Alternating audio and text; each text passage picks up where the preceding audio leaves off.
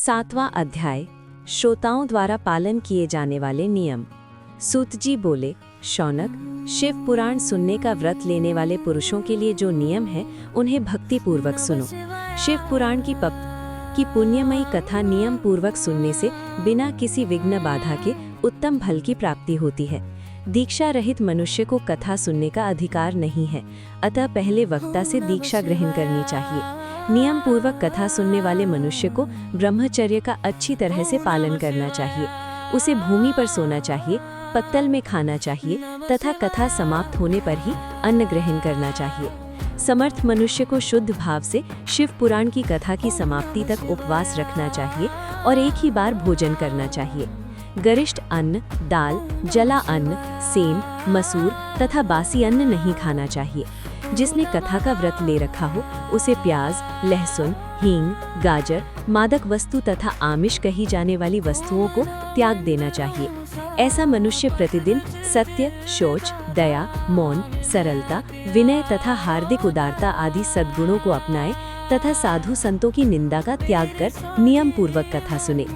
सकाम मनुष्य इस कथा के प्रभाव से अपनी अभीष्ट कामना प्राप्त करता है और निष्काम मोक्ष प्राप्त करता है। सभी स्त्री पुरुषों को विधि विधान से शिव पुराण की उत्तम कथा को सुनना चाहिए। महर्षि, शिव पुराण की समाप्ति पर श्रोताओं को भक्ति पूर्वक भगवान शिव की पूजा की तरह पुराण पुस्तक की पूजा भी करनी चाहिए तथा इसके पश्चात विधि पूर्वक वक्ता का भी पूजन करना चाहिए। पुस्तक को रखने के लिए नया और सुंदर बस्ता बनाएं। पुस्तक व वक्ता की पूजा के उपरांत वक्ता की सहायता हेतु बुलाए गए पंडित का भी सत्कार करना चाहिए।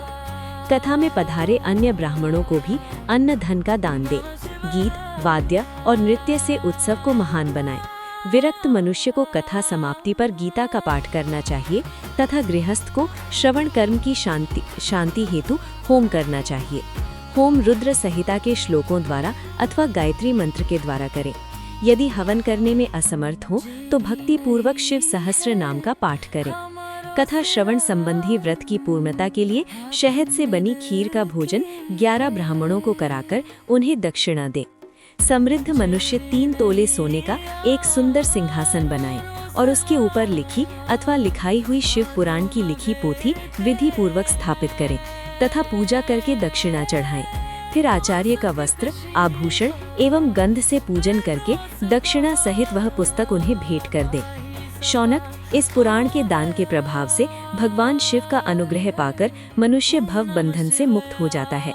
शिव पुराण को विधि पूर्वक संपन्न करने पर यह संपूर्ण फल देता है तथा भोग और मोक्ष प्रदान करता है।